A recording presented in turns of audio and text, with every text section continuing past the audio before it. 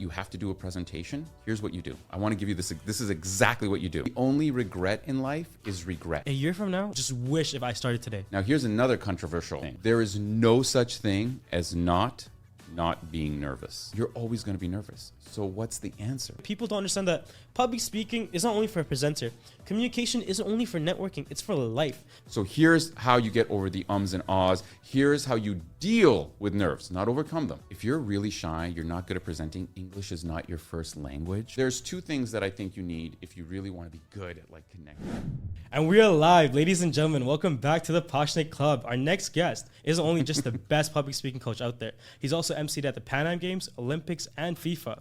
He's also an author as well as a part-time dancer. Ladies and gentlemen, I present to you Yvonne. What's up, everybody? Yvonne, it's a pleasure. Good to see you. And where did the name Pashanite come from? Okay. Is it like, because at first I wasn't sure if it was like a family name or like a play on words. Like you're trying to be all posh. Like, look at my watch. Look at my watch.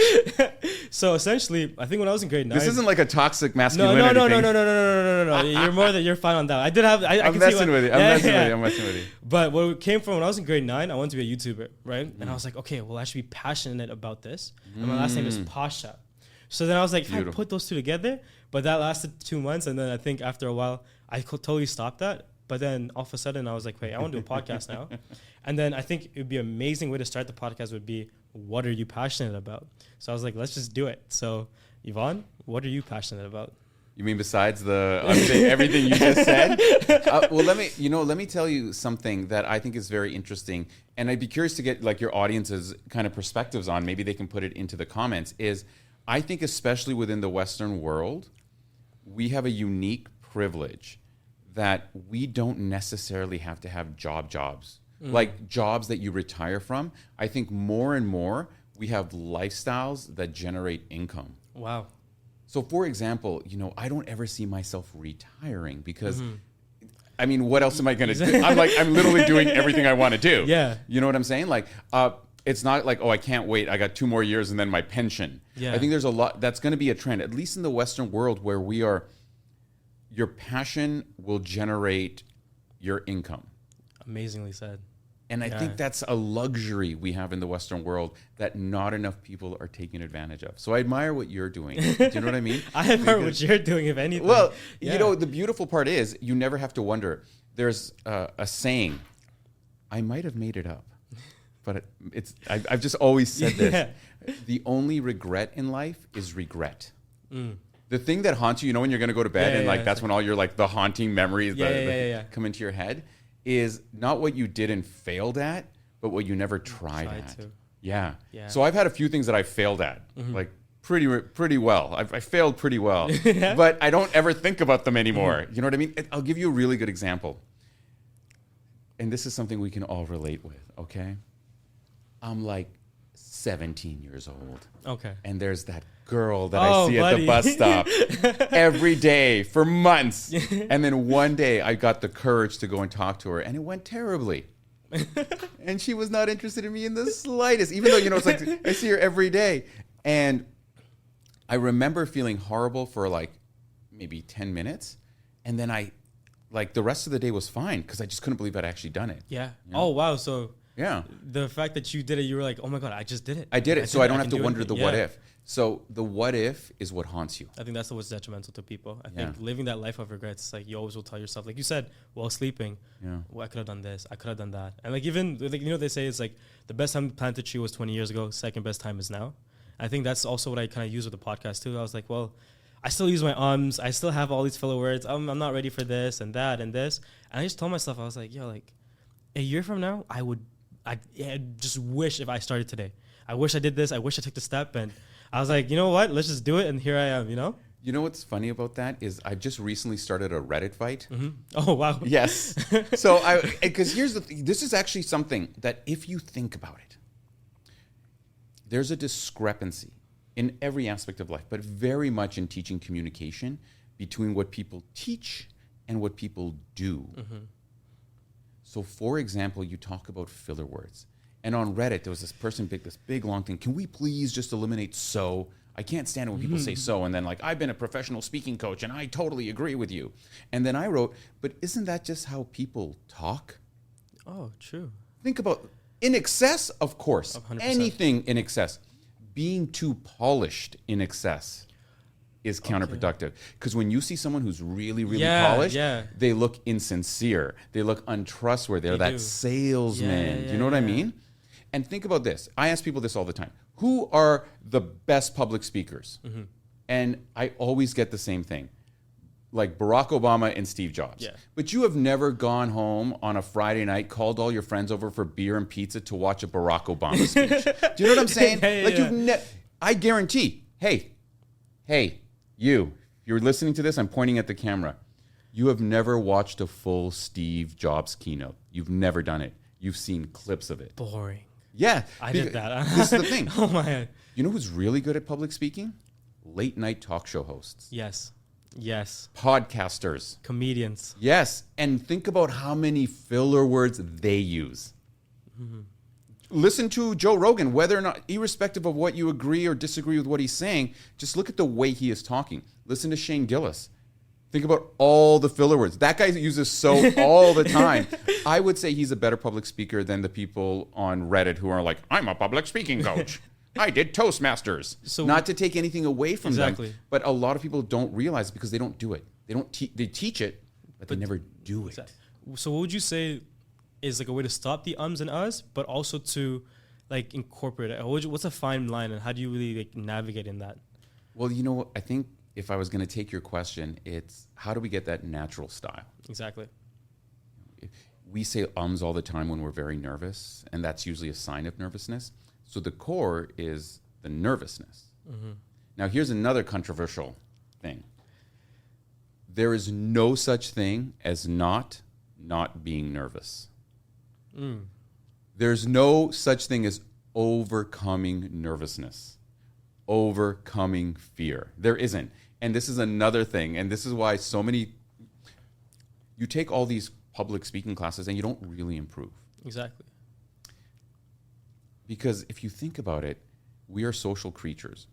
And standing in front of a group of people is nerve-wracking. It's actually normal. It's the most natural thing in the world. And all the push-ups and jumping around, that's just going to make you sweaty. There's no visualization. You're like, oh, just imagine this or visualize yourself doing this. I'm trying to remember what I'm going to say. I can't do that. You see what I'm saying? It's actually all useless advice. Mm-hmm. And I will answer your question about uhs and ums. The nerves are what's making you use too many filler words. Mm-hmm. You can't overcome. You're always going to be nervous. So what's the answer? The answer is calluses. You ever done drugs? Cocaine, heroin, anything? No? Okay. So here's the thing about doing drugs. I have heard. The thing about doing drugs is you build tolerance to them. Mm-hmm. Right? You build tolerance to like the neuroactivity that happens when you do cocaine and the dopamine spikes. Yeah. You need more and more of it because you build resistance. You can do the same thing to the fight or flight action that happens when you're about to go speak. Oh. So that you still feel it, but it does not affect you by building calluses to it. And how do you build calluses to it? In the same way you build calluses to anything else. You expose yourself to it. So here's how you get over the ums and ahs. Here's how you deal with nerves, not overcome them. You have to practice always with the fear of being watched. Mm. So we talked about stand-up comics. Yeah. You know how stand-up comics polish their 1 hour sets? Like the specials you see are a culmination of usually like a year's worth of work. Yeah. And every single one of them, and I talk about this in my book, they practice by getting up in front of people and stumbling their way through it. Over and over and over, because it's only with the fear of being watched that you develop the right way to say it. And it's never exactly the same.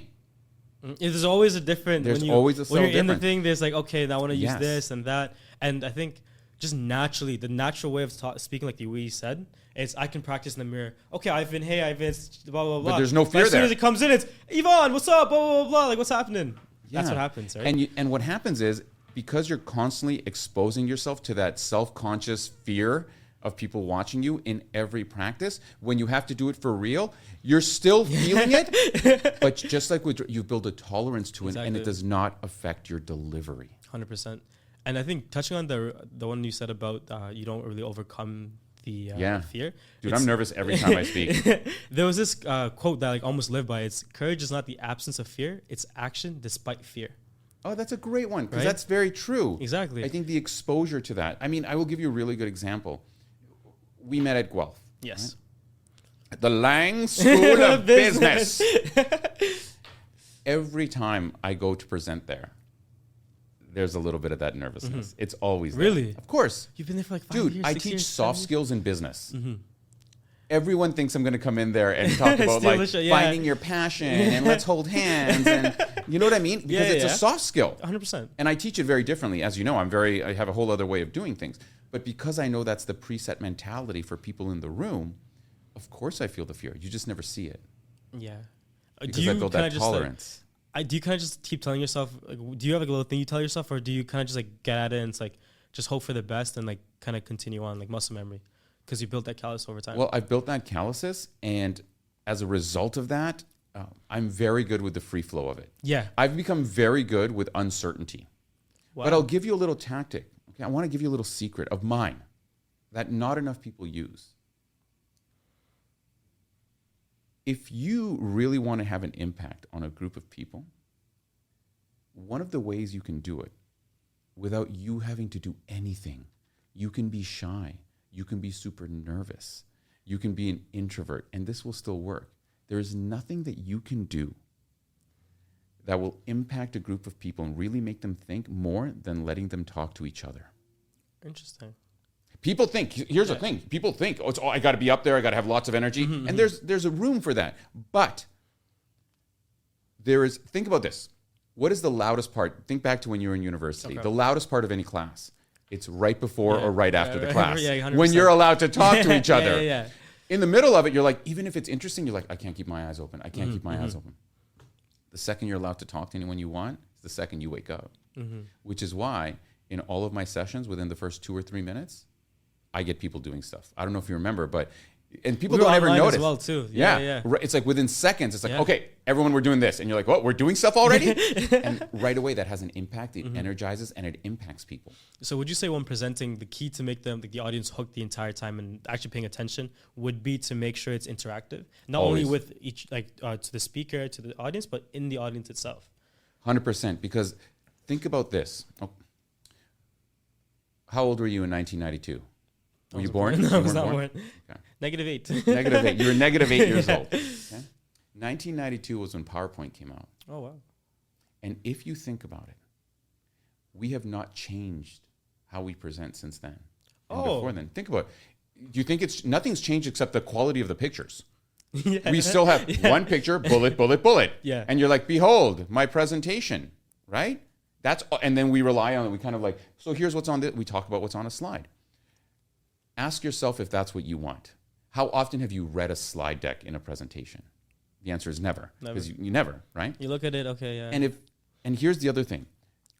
COVID didn't teach us that it's harder to keep people engaged virtually.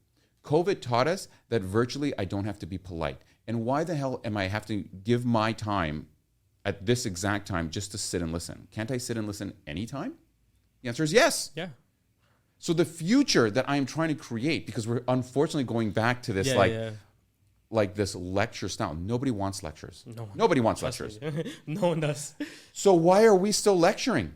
I think every audience, no matter how formal and informal, wants to think and interact. So the future of speaking, or if you want to make an impact in speaking, is creating interaction. 100%. Let me give you one example before you ask your next question, because there might be introverts listening to this. 100%. There might be a bunch of people who just look at their phone, don't say hello and good morning to people. If someone says, how are you? You panic, or you're like, I don't know what to say in these situations. I'm talking to you nerds. As a former nerd myself, I'm still a bit of a nerd. I play video games, dude. And I recently did a little thing on Instagram about this. If you're really shy, you're not good at presenting, English is not your first language. That's a big one for people. But you have to do a presentation. Here's what you do. I want to give you this. This is exactly what you do. Ask a question. Like, I want you to decide between these two options. Can you find me an example of this? Start your presentation off like that. Hello, everyone. My name's Yvonne. I'd like you to rank these 3 in order of importance. I will give you 20 seconds. A, B, C. Go.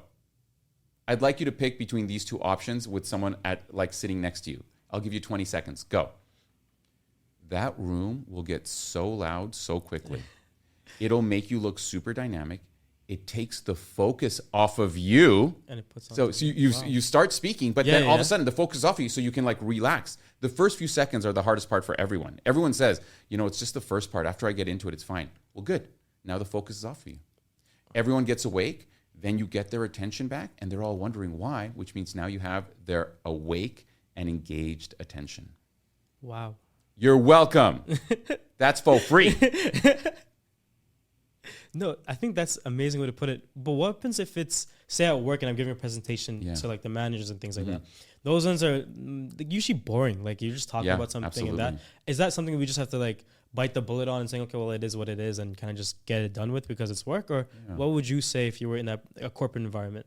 It's an interesting question, right? Because if I get any form of resistance, it's usually along these lines. Yeah. These ideas are great, but they won't work in my work. I don't think that's not appropriate for a meeting. And then I ask people, what's the parts you hate about meetings? And it's you just sit there. I have no idea why they're talking about this information. There's no reason for me to be there. So do you see that cognitive dissonance? Yeah. And it's hard to get people over it. But I will tell you this. I work with two major banks, one of the top five, two of the top 5 big banks in Canada. And I also work with several large organizations that you will know by name, international, very well-renowned organizations. And all of them are looking to make their meetings and their conferences and their time together more interactive and more engaging. So there's an opportunity for those willing to take that chance. The second thing is that it's actually very appropriate. Let's think of a couple of scenarios. Let's do scenario 1. It's a 10-minute update. I have to tell you what's going on I'm in sales. I have to tell you what's going on in the region, right? Mm-hmm. And I have these 4 different places that I'm working at, right?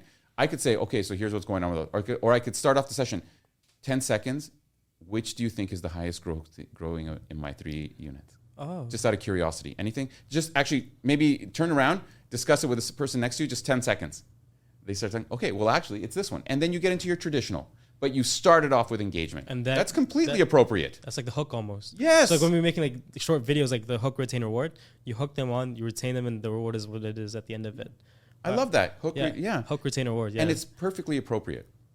You know what I mean? If you say, and I've been in meetings where it's hey, before I begin, I want to ask you, what do you think is the hardest part of getting a customer to commit more funds? Let's say we're talking about wealth management. Mm-hmm. Any ideas? You can say, that's fine. Yeah. That's completely appropriate versus saying, here's the 3, starting off with what the information is. Because the second you just tell me what's on the slide deck, what are you going to think? Already done. It's whatever. Yeah. It is what if it's important, I'll get the slide deck later. Yeah. And then do you actually ever read the slide deck? I'll take a picture of it too, and it gets lost in the ether. Yeah. A year from now, you're I don't care about this. Yeah, literally. Delete it. Yeah. 100%. So what about, now it's public speaking, but I think you also do you speak a lot about just networking with people altogether. If I was to approach someone, how would you say that? Just a person on the streets, so maybe a hiring manager, really vast, but how would you do it, and what tips would be for that? So there is a mentality shift that I think we need to have with the concept of the elevator pitch. Because that's essentially what you're asking. Do you love it or do you hate it? It's just not realistic. Mm-hmm. Everyone talks about the elevator pitch, and you say, give me an example, and people always give you these big, long, kind of esoteric examples. And and all the examples you've practiced in your career prep classes, you're I'll never actually do this in the real world because it'd be weird. Mm-hmm. Listen, if you got stuck with someone that you don't know and they spent 30 seconds trying to get you to commit to a meeting, you would do anything you could to get out of that situation. Yeah. Because the fundamental mind shift I think we need to have is, if you think of an elevator pitch as how much can I say in the shortest amount of time, I think that's the wrong way to look at it. I think the right way to look at it is as an appetizer pitch. When you go out to eat, an appetizer, if the appetizers on the menu are interesting, you get excited about the rest, don't you? You're ooh, let's try this chickpea crisp. You know what I'm saying? Yeah. You get excited. It's a little taste of what's to come. I think a really good way, if you're thinking from the world of networking, of instead of an elevator pitch where you try and say as much as possible, how little can I say to make you curious? Okay. Would you then speak about yourself, speak about the weather? What would you say at that time? So that's the appetizer comes after you've breaking the ice. Okay. So break the ice, then do that. Yes, absolutely. Okay. Because here's the thing. If you break the ice effectively, there's no time limits. We're having a social conversation. Yeah. Right? And if it's especially within a networking or even an interview environment, the person will eventually go, well, anyway, let's get into it. Yeah. Right? You know what I mean? It'll 100%. flow. It flows into itself. Yeah. Okay, yeah. So here's the number one thing about breaking the ice, okay? If you want to break the ice with someone, most of the time you hear, ask questions to show interest in this other person, right? But if I don't know you and you start asking me a bunch of questions about myself, I don't want to answer you. It's like, who are you? Get out of here. I don't know you. I don't know you. Yeah, Even if it's in like a networking situation, the guard is up as there's well. a guard is up. Yeah. Just ask yourself how much you like when an Uber driver starts asking you questions about what you're doing that day, where you're going, what's your background. You're like, I don't want know to you, this. dude. Yeah. So that's not it. There's two things that I think you need if you really want to be good at like connecting with people. Number one, before you ask any questions, reveal something about yourself. And don't make it super deep. I like how many, here's 5 questions that you can ask anyone to have a deep conversation. It's like, what do you want in the next 5 years? If I just met someone and they asked me that, I would be like, go fuck yourself. So what weight brings you up in the morning? I'm like, I don't know, dude. I'm just here. I'm groggy usually. These questions don't make any sense. Yeah. Because they're all questions. Instead, what you do is think of something super low stakes. Okay? Super low stakes. And you bring that up. So here's what I always say. When someone says, hey, how are you? Instead of just saying, I'm fine, how are you? Reveal a little something that you're going to do that day or the next day. So like ask me, how are you doing? Yeah, how you doing? I'm good. I'm actually going to go do a 10K walk tonight. 10K? Yeah. In this weather? Well, the rain is making me think less of it, but it's kind of a challenge I've given myself. Now, right away, we could get into a whole conversation. Yeah. And it doesn't have to be interesting. Let's do a few more. Ask Yvonne, how are you? Yvonne, what are you doing? Good. Doing laundry tonight, so I'm super excited about that. Laundry night's always the best nights. Well, and right away, we could get into an inside joke about laundry, how I hate, like, I will do laundry, but I won't fold. Like, it's just a thing of mine. I just don't like folding. You know what I mean? When I'm ultra wealthy, I'm just going to have a folder. I'm going to have a dry cleaner. I'm not just dry cleaning. I'm going to dry clean my socks. I'm going to dry clean it. You know what I mean? Yeah. But look, again, now we have a little fun thing. Yeah. So the secret is before you ask any questions. Like if I was going to say, a lot of people say, so what part of town do you live in? Where are you from? Which is actually a very dangerous question. Very dangerous that I'm trying to get people to stop asking. The where are you from? Or yeah, the where are you from? But let's say you say, like if I was going to say, hey, what part of town do you live in? Usually people are like, yeah.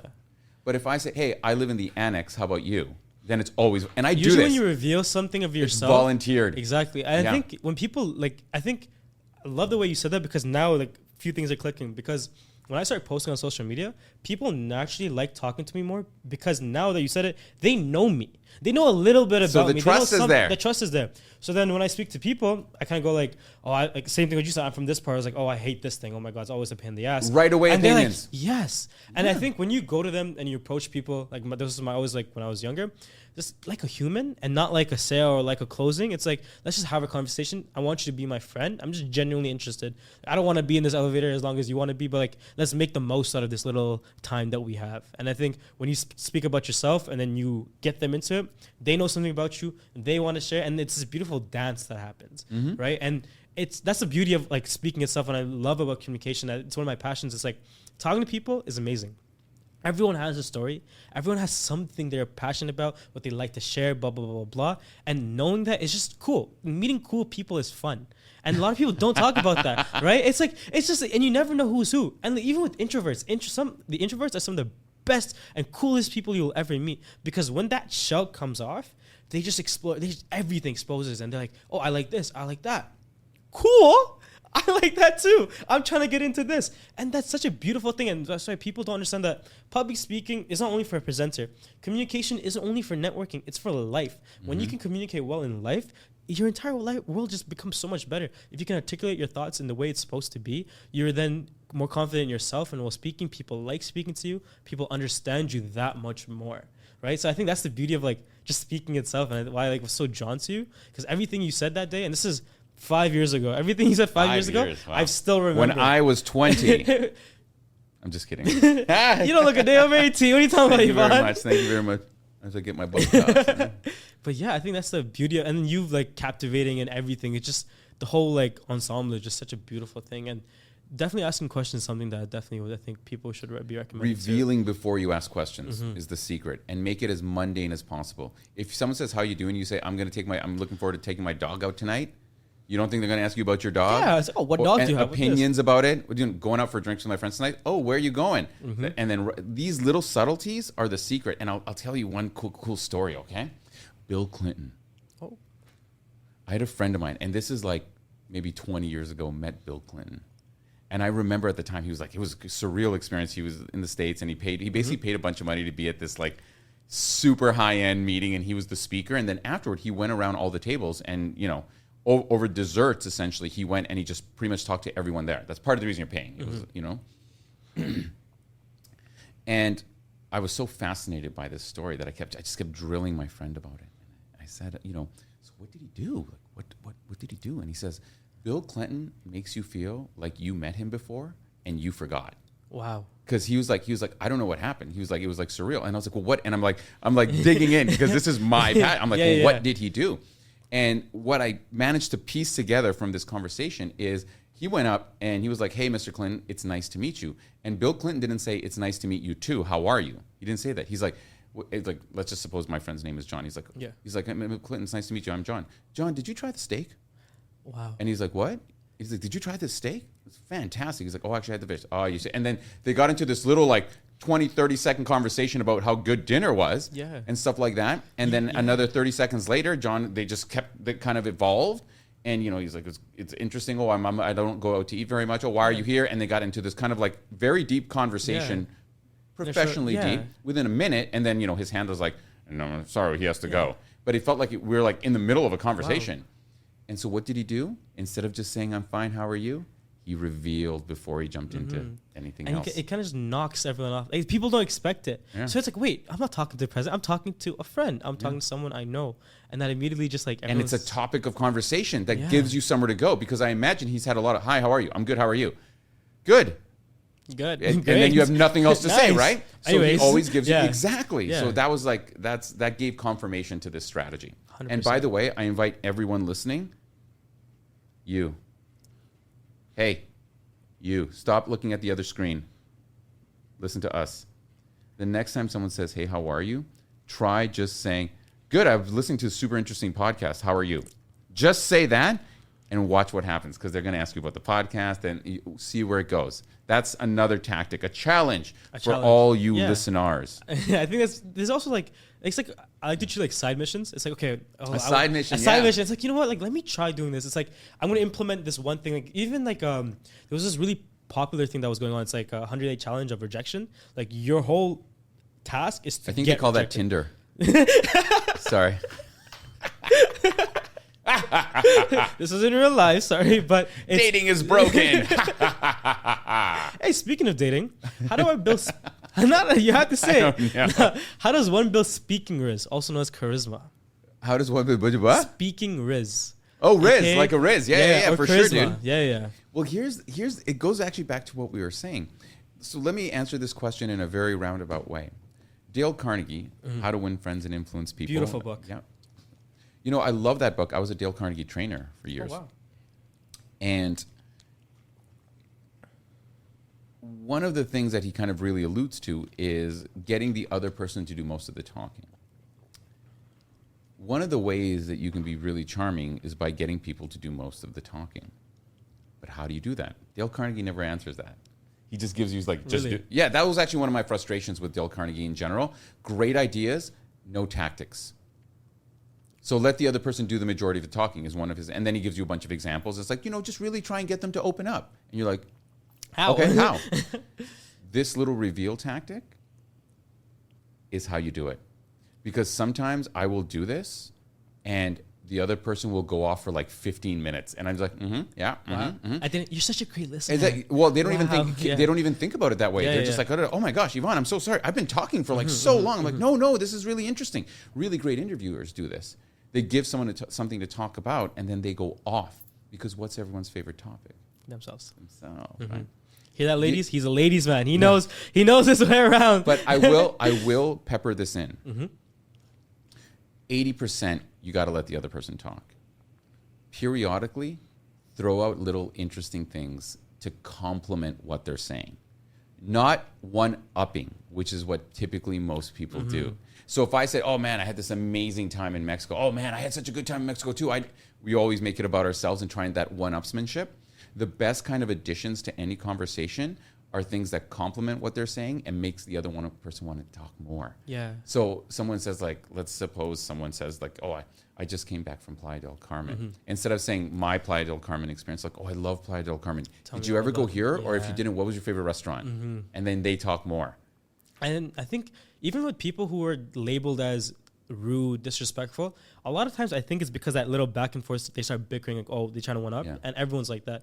I think it takes a little bit of humility to understand it's like, I want to let the person speak, and so we both can enjoy this. And I think what I used to do when I was younger is like let them speak. It was like, I don't know, when I was young, I used to ask a lot of questions, so that naturally came, and then I realized it was actually a good thing. So then a lot of people would be like, oh, he's such a dickhead. How do you have a conversation with him? Not me, but other people. I'm like, bro, like, I really liked it. Like, it was so cool. He told me about this. He told me about that. He's like, he liked you?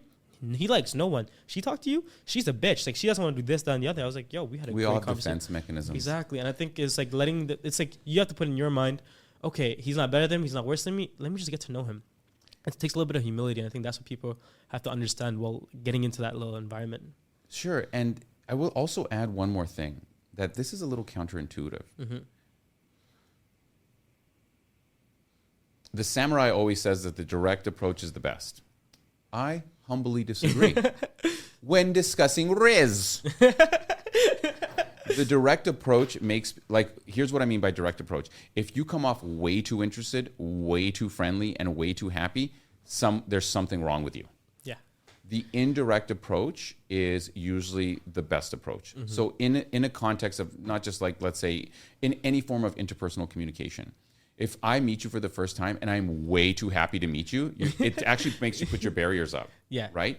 If I come up to you and I'm doing an approach, let's say with whether it's networking or whether it's like, oh, I see a pretty girl, and I do a direct, hi, how are you? I really want to talk to you. What's your name?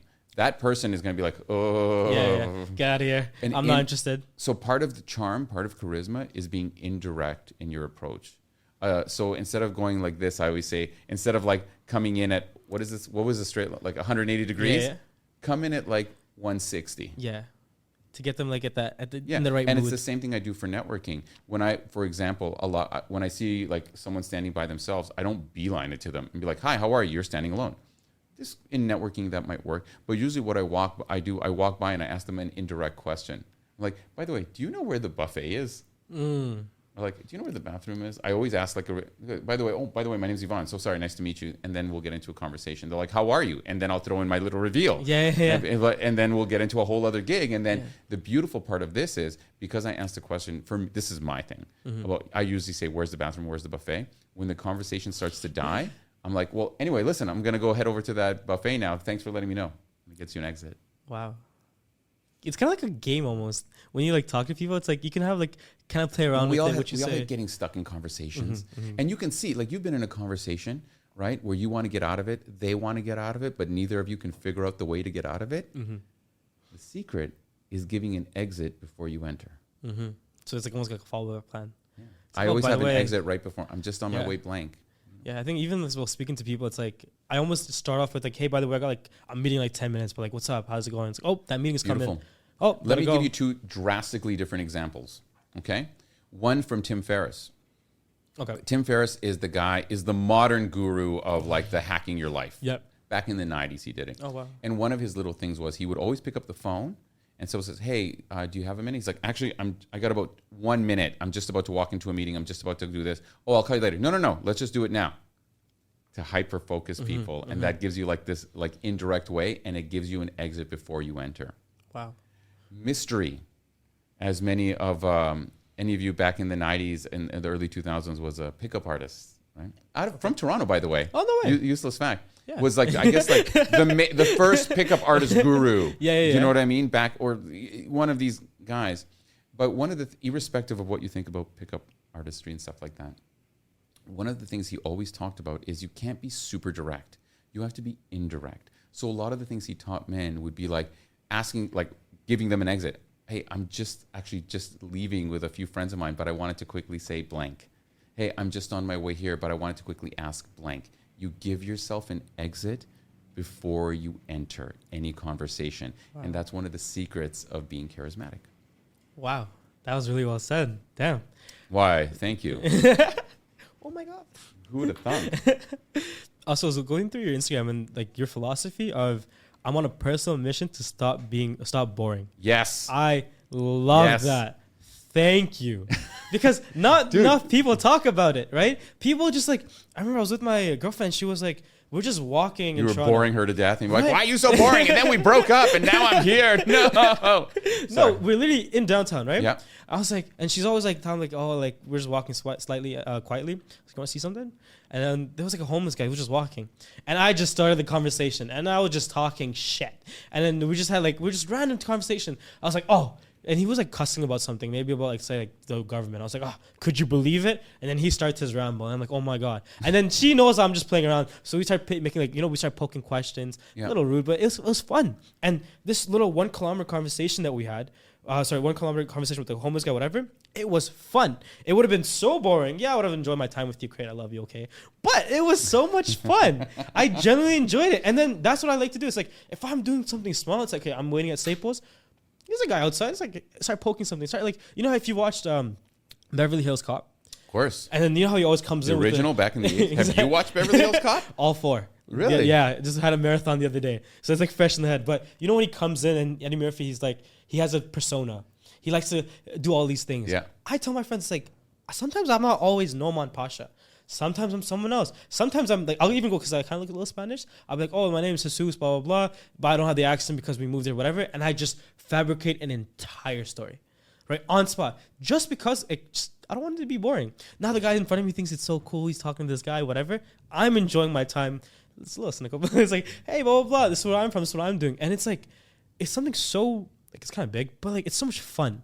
Right? Because you kind of just experiment with it, and you do these things day to day. Every single day, we have interactions, we have things that we do that we don't like. Learn to find enjoyment in that. You can't just chase happiness ever going like, oh my God, I have to do this to be happy. I have to do that. I was like, I'm going to be happy doing this. I'm going to go here to here, and I'm going to do something, and I'm going to make a laugh, I'm going to make a joke, I'm going to make a friend. That's the goal for the day. Let's do it. Right? And I think it's there's beauty in there, right? It's like, it's fun. It's kind of a little weird, but it's like, it's fun for me. And that's why I kind of like the whole going back to the falling in love with communication.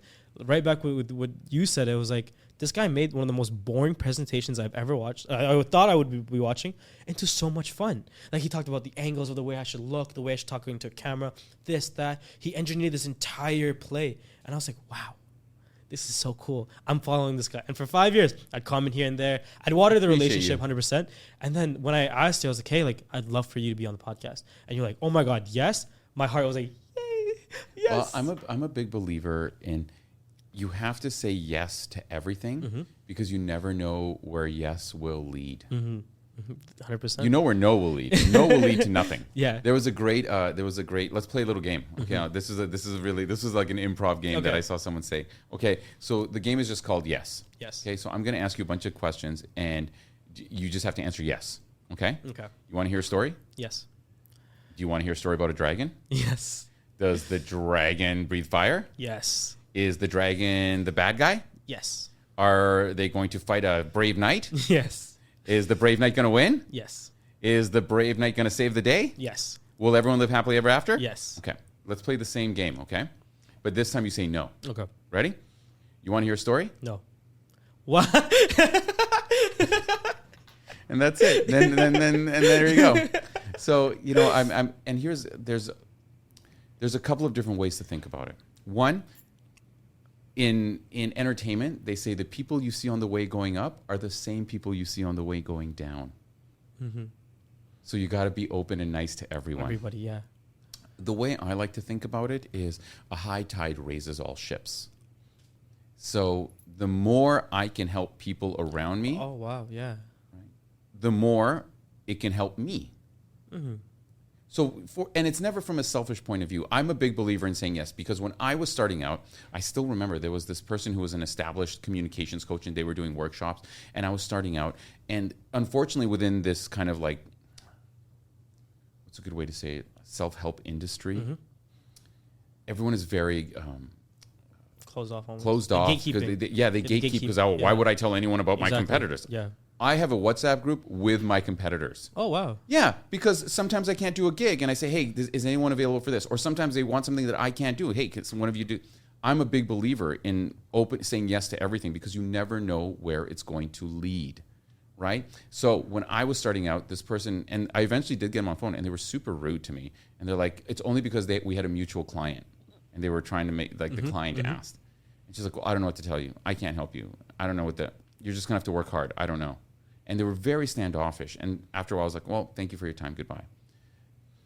That was such a negative experience for me that when anyone asks me anything, when people reach out, you know, I have lots of old students. Like say, hey, Vaughn, could you help me with this? Could you do this? Could you come and speak at this? Before this, I had a student, and she lives in Nigeria. Oh, and wow. she's trying to build her kind of like brand to be a motivational speaker. And she's like, could you, give me like Friday at like 8:30 p.m. Can you please like be on a virtual like a Q&A with me? I said, of course, yes. I say yes to everything. Wow. Because if I can help her become a success, maybe in 10 years it helps me. Yeah. Yeah. And so that's something I paid forward, I guess. Yeah. What would you say is, like, because you just talked about building a brand, what would you say your tips and your advice on building a brand would be? Especially now, because you said about social media, everyone wants to make their passions into like almost like an income, blah, blah, blah. Yeah. How would you build that online presence? Or just presence in general? Well, let me preface it by saying I think there's a lot of people who have done it better than I have. Okay. So I'm by no means an expert in building a brand. Do you know what I mean? Things that have helped me that I can comment on is, number one, finding a unique point of view or a unique niche, I think very much helps. So, for example, there's a lot of people who are motivational speakers. You know what I'm saying?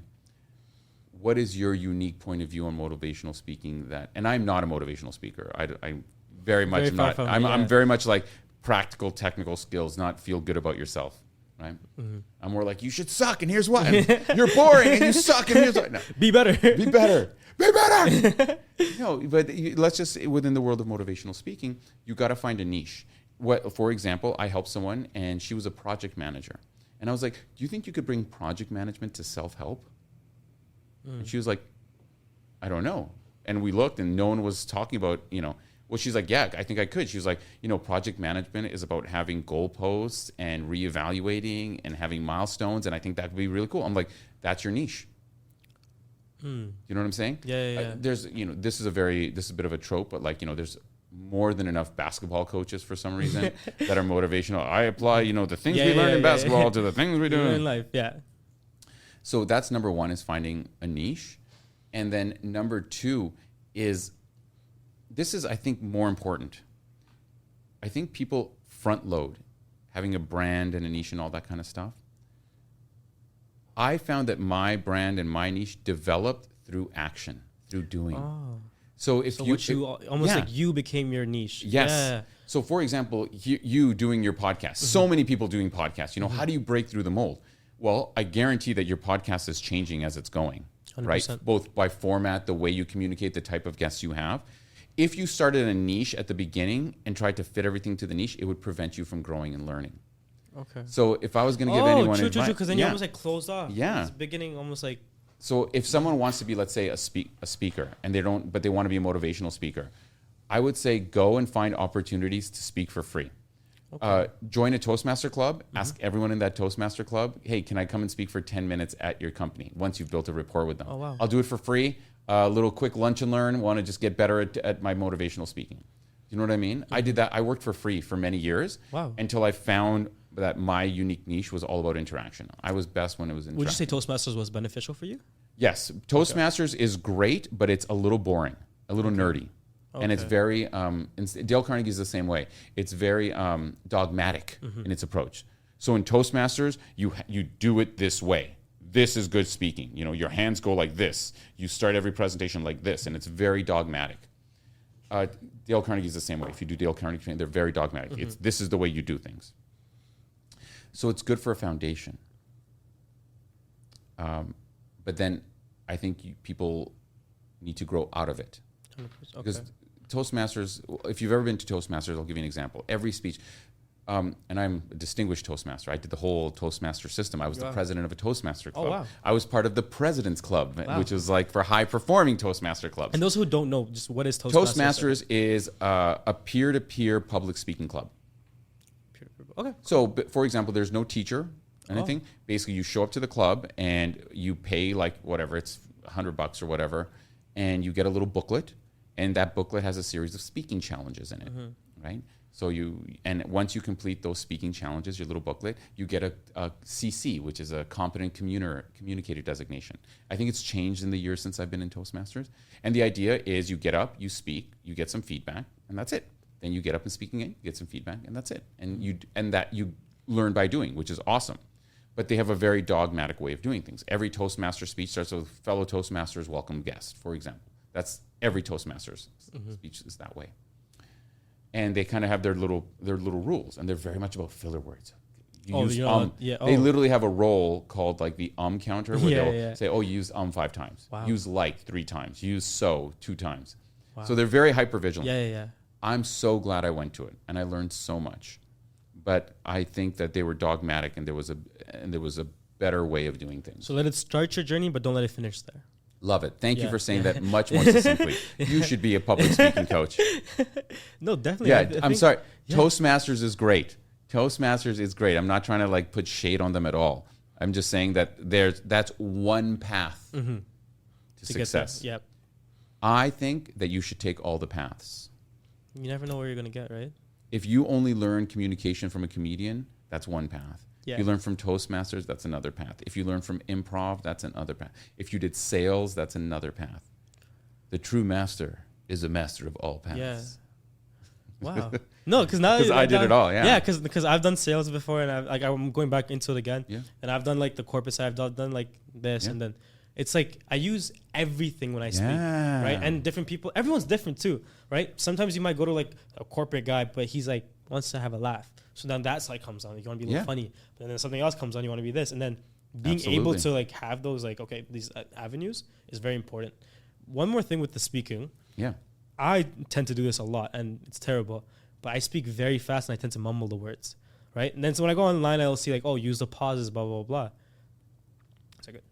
So sorry, yeah. I think it should be good. It has been on the entire time. Oh, no way. But I think that God, I hope it was recording. We'll find out. Doesn't matter. I'll get the audio on this to send it to you if anything. We can figure it out. Don't worry. Appreciate you. Yeah.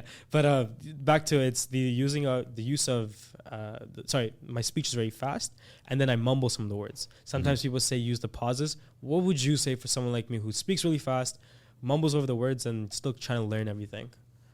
Yeah, the whole concept of pausing is valuable, and if you ask any speakers and they say, pausing is super important. But I think that's where the conversation, you got to pause. You're like, yeah, like no shit. How? When? So what is the secret to pausing, and what is the secret to slowing down? Because it's not trying to slow down. Because if you've done it, here's what happens. The first few seconds, you're being very conscious of being slow. And then very quickly you forget about it and you go back into your normal speaking. That's literally what happens. That's literally what happens to everyone, because you can't consciously change the way you speak as you're speaking. Pausing is important, but when do you pause and how do you add pauses? So here's an exercise that I do. Okay? The bigger your hands, the more you will pause. I'm serious. If you practice and you go like, hello, ladies and gentlemen, this will be so distracting to you because you can't think and physically move at the same time. Speak and this will distract you. It actually forces you to slow down. So moving your hands up and down. Like big, not just up, but like you're Moses on the mountain speaking with the commandments, speaking the truth to the people. Okay. And I say like, be as big as you can. Okay. Because then when you do it for real, you're not actually going to be that big. But by practicing that way, you're finding breaks. So let me give you an example. Yeah. And this is going to be really great audio. We're on a podcast. Yeah. Not every joke lands. Okay, moving on. Lesson learned. That's what I said. So, for example, I'm going to say today, ladies and gentlemen, I'd like to talk to you about some of the benefits of sleep. Okay. Okay. Oh my gosh, I say that so fast. So what I would do to practice is I would like hyper exaggerate. Today, ladies and gentlemen, I am going to talk to you about sleep. Okay. Like I will do these big exaggerated hand gestures because it's forcing me to break up what I'm saying. Oh. Now, if I keep practicing like that, okay, I'm going to build that flow. So then when I have to do it for real, it's going to be small, but it'll be like, hello, ladies and gentlemen. Yeah. Today, and that's what's actually going to break, because that's how you've been practicing. It's like you use the hands, but then after a while, you don't need them. In the same way, and this is going to sound hilarious, that one of the tried and true techniques of training any dog is you give them food, and when you give them food, you also use a clicker, right? Yeah. Then you remove the food, but you keep using the clicker. And then they salivate. Then you remove the clicker, and they just respond to you've just created a behavior. You kind of are doing that to yourself when you do big hands. Wow. You're creating a behavior, and that's forcing you to pause in different places. Then you take it away, but those pauses are still there. That's amazing. Okay, I want to end off on that note, but now have we been talking? Has it been that long already? It's almost been 5. Okay, we got to do some rapid fire Q&A. No. I think okay, I'll give you 4. Okay. Favorite book? In general? Just in general, self-help book. Self-help book? Yes. Probably Brain Rules by John Medina. Okay. Fantastic book. Yeah. What's it about? How the brain has evolved to process information. Oh wow. Yeah, I talk about that book all the time. It changed. When he wrote that book, I was like, I'm not the only one. And he's a neuroscientist that talked about the neuroscience from the brain. And here's how you need to present based on how the brain works. Perfect. It's been around forever. It's been like a long time. I'll definitely look into it. Biggest motivation? Beyond money. You can use that. Hey. That's what everyone always says. Yeah. No, dude, I want to change the world. Mm-hmm. Think about how many game-changing ideas, how many Einsteins we have lost to boredom. We could be flying around Saturn if the smartest people in the world were also the most interesting to listen to. That's true. Wow. Yeah. No one does the work. Wow. Really well said. The smartest people are the people you listen to the least sometimes. And then this Yahoo in his car telling you the earth is flat. And you're like, yeah. That's right. He said it because so well. they're so charismatic. Yeah. It's like he believes so that's what motivates me. I want to end boring. I want people who are really, really doing crazy stuff to also be the most interesting people to speak and listen to. Wow. Best piece of advice you've ever gotten? It's what you learn after you know it all that counts. Wow. Every year, I'm like, man, I'm getting really good at this. I'll be honest with you. Last year, I didn't know any. I was terrible last year. And then a year goes by, it's like, no, now I'm really getting this. Last year, I was terrible. I'm always thinking that. And I try and think about that in the moment. Well, yes. Yeah. I think what I do a lot, even with the gym and stuff like that, is that a year ago, or actually, no, not gym, but mentality, right? And maturity. I'll be like, oh my God, a year ago, I was a baby. Oh, what the heck? I didn't even like that. When I look back at it, I cringe. And the cringe factor is important for growth, though. I tell myself. I cringe a lot. But now, I know for a fact, sometimes I go back a month ago, a week ago, I'm like, damn, I really did that. Like, I'll analyze everything. It's like, I'm my biggest critic, but it's good because now I'm more confident in myself because I know I'm getting better, right? Lastly, where can we find you? What can we expect? Tell me all about it. But I would love, if you guys have any questions, want to reach out, it's Public Speaking Lab on Instagram, 100%. TikTok, YouTube, LinkedIn. Yeah, so at Public Speaking Lab. Mm-hmm. And September, I'm going to be launching a new edition of my book, End Boring. Oh, no way. Yeah, my book is called End Boring, a tactical approach to public speaking and communication. And just recently, over the last year or two, because I wrote it maybe 4 or 5 years ago, I added there was more I wanted to say. And instead of making a whole new book, I just added to this book. Mm-hmm. And it's going to be launching, I believe, September 12th. So it's finished and everything, and you're just kind of like... We're just in the final phases of like the copyright and the marketing, and I'm probably going to do a bunch of virtual events that I'll announce on Instagram. Cool. I'm going to like do like a big, like anyone around the world wants to come, we'll do super fun, interactive online networking where you're going to meet people from around the world. That's amazing. And you said you were an author before as well, correct? Yeah. So how many books have you published now? I published 2. Okay. And the one you need to remember is End Boring. End Boring. Perfect. I like it's live what I preach. Live what you preach. Yeah. Well, that seems that. Thank you so much again for coming on. Hey, it's been a lot of fun. It's been my pleasure. Thank you all for listening, and listen more. Write and comment so we grow this podcast. Definitely.